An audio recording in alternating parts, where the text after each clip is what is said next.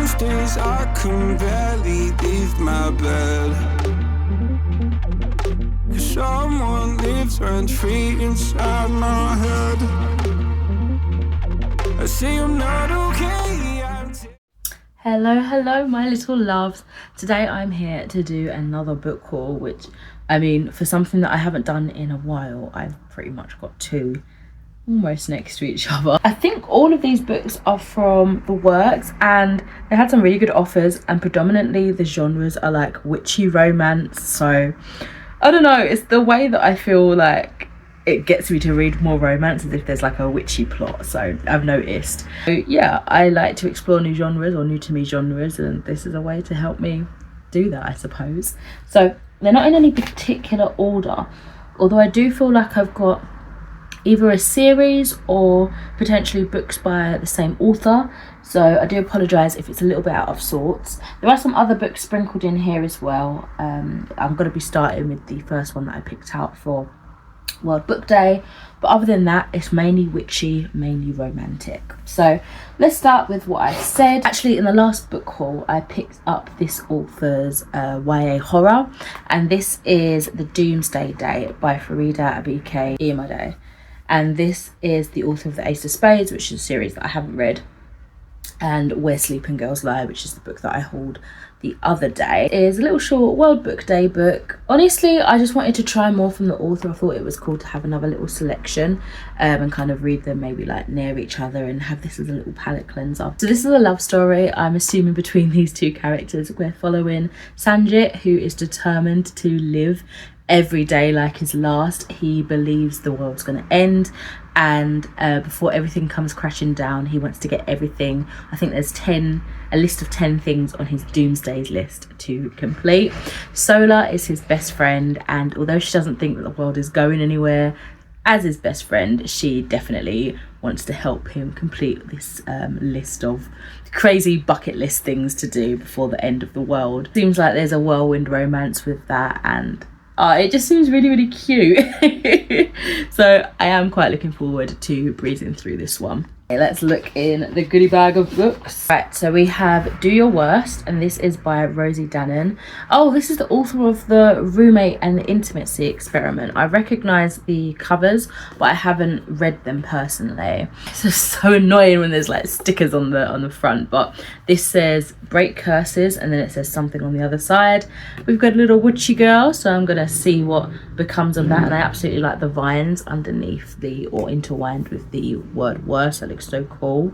This one sounds like so much fun. We are following our two main love interests, Riley and Clark. Riley's finally been given the opportunity to make her family supernatural business kind of legit and actually put the name out there when she is invited to break across on an old Scottish castle. She is pleasantly surprised to meet Clark. Her work's very alienating. She's usually in this occupation on her own, so she's definitely interested in trying to get to know him until he tries to fire her. Obviously she wants to get even with him. Clark has just come out of a professional scandal, and he's definitely not letting this self-confessed curse breaker get the better of him. They try to avoid each other, but the curse is making them bump into each other a lot. Turns out they end up enjoy falling around with each other, and the last bit, it says, if they're not careful, by the end of all of this, more than the castle will end up in ruins. And I love the tag at the top. It says, an occult expert and a disgraced archaeologist walk into a castle. Sounds like it's a great setup. The next one here is Hex Education by Maureen Kilmer, and this sounds like it's got a bit of time jumping, but done in a way that I would enjoy. It's usually one of my pet peeves and most hated tropes, honestly, in books, but I feel like this could potentially work in its favour. So we're following a coven of witches. They end up falling around with magic in their college years and realise they have the affinity for it, and until one day they do one of their most ambitious spells together, and it has devastating effects. It completely burns down their college, and they completely scatter in terms of their coven and their friendship. 20 years later, the trio have their own lives. I don't think they're really in contact. So we've got Sarah, Katrina and Alicia. Sarah is a realtor. She's got 2 children, a husband, and she's living a very kind of monotonous normal life, right? Her magic hasn't flared up until now. Former group kind of reassembled, and there's a podcast host on the chase trying to find out what actually happened all those years ago in the college. I have really enjoyed like podcast elements within storytelling, and I think I'm gonna love it in this. I really hope I do. So this isn't so much a romance, but it is like a witchy kind of contemporary slice of life, and I'm looking forward to seeing development of female friendships and relationships, and just kind of seeing how everything plays out. Again, I like the tagline. It says, a guilt-ridden former coven is forced to tap into the magic of their past to stop their lives going up in flames. Beauty, grace, and a resting witch face. I saw a new release that I have seen a lot of people sharing on Instagram, and this is, apparently it's the ultimate enemies to lovers adventure rom-com, and it just looked like so much fun. This is called Raiders of the Lost Heart by Joe Segura. It's not something I would typically pick up, but I don't even honestly know anything about it, so we're going to find out together. But this just screamed like Lara Croft, Indiana Jones, adventure vibes. What was that other movie that recently came out with... Oh, who's in it? I think Sandra Bullock's in it. And I can't remember his name, but he's in Magic Mike and loads of other things. They were in it, and it was like an adventure film. And I think they were like actually actors and a writer or something like that. It looked amazing. It looked like this is the kind of vibe it's given me. Also, absolutely beautiful cover. The colours definitely intrigued me. So on the back it just says, the jungle is about to get even steamier. Oh, this one has a main character as an archaeologist as well. That's so funny, because recently I was looking into archaeology and like what it takes to be an archaeologist. I don't know, I go through phases, and I've always enjoyed the idea of history and archaeology, specifically pertaining to like the ancient realms and like ancient civilizations and stuff like that. So it's just funny that 2 books have propped up and it's got an archaeologist main character. And I don't think I've ever read a story with that as a profession before. I don't know. Oh, other than the Kane Chronicles. Anyway, I digress. When archaeologist Dr. Socorro Corey Major is invited to join an all expenses paid dig in the Mexican jungle, she thinks her wildest dreams have come true. It's her life goal to lead an expedition in search of the long-lost remains of her ancestor, Chinmali, an ancient warrior of the Aztec Empire. But as the world-renowned expert on the topic, Corey should be leading the expedition, not sharing the glory with her disgustingly handsome nemesis. Dr. Ford Matthews has been finding new ways to best Corey since they were in grad school, yet he isn't exactly thrilled either. With his life in shambles, the last thing he needs is a reminder of their rocky past. As the dig begins, it becomes clear that they'll need to work together when they realise a thief is lurking around their campsite, forcing the pair to keep their discoveries and lingering attraction under wraps. With money-hungry artifact smugglers, the Mexican authorities, and the lies between them closing in, there's only one way this all ends: explosively. It just sounds like so much fun. I think I'm going to really enjoy this. I hope I'm going to enjoy this. If the cover and the title and the synopsis is anything to go by, I think I'm going to really have a fun time with this. Okay, so I have A Demon's Guide to Wooing a Witch by Sarah Hawley, and I'm pretty sure I think I have a Witch's Guide to Fake Dating a Demon. I keep putting off picking it up every time I see it because I feel like I've got a copy. Or do I? It might just be that it reminds me of a gentleman's guide to something, or a lady's scoundrel. Oh, there's something that has similar, like a similar coup of words, right? And a similar, do you know what I mean? There's something that sounds similar to this, but I don't think it's by this author. Picked up this one. I don't think it's like closely linked or anything, if at all, to A Witch's Guide to Fake Dating a Demon. Maybe it might have characters popping in, I just assume, but it looks like a lot of fun. So we're following Khalida Cunnington, what a name, who knows she's rough around the edges and her hot temper can get the best of her. So when she stops a demon attack one night, she's horrified to realise the man she saved is none other than the cold-hearted Astaroth. Astaroth is a legendary member of the Demon High Council, or at least he was. Suffering from amnesia after being stripped of his immortality and banished to the mortal plane, Astaroth doesn't know why a demon named Moloch is after him, nor why the angry, hot and a terrifying witch hates him so much. Ladia grudgingly agrees to help Astaroth find the witch who might be able to restore his memory, vowing that once Astaroth is cured, she'll kick his ass. But the more time she spends with the snarky yet utterly charming demon, the more she realises she likes this new, improved Astaroth. And maybe she doesn't want him to recover his memories after all. This sounds like a lot of fun. Seems like pure jolly entertainment, you know, so we shall see how much I enjoy this. As I'm going through these books, I kind of just realized that I feel like I'm making up for oh, I've also just realized my copy is like mashed up, but I feel like I'm making up for the fact that I only really hauled horror books in February rather than anything romantic. So yeah, this is definitely making up for it. Oh, but how sad. My next book's all like mashed up. Anyway, I have Honey and Spice by Bolly Babalola. This is the author of Loving Colour. I've also got that book, but I've yet to get to it. So maybe I can read them kind of together and do like a themed reading vlog or something like that. It also has a podcast-ish kind of vibe. We follow in a radio host for the show Brown Sugar called Kiki, and her mission is basically to protect her listeners from heartbreak. And it seems like she's also a student at this college called Whitewell's College. She puts the newest student, self-proclaimed player Malachi, on the top of her hit list and is warning everybody, don't get involved.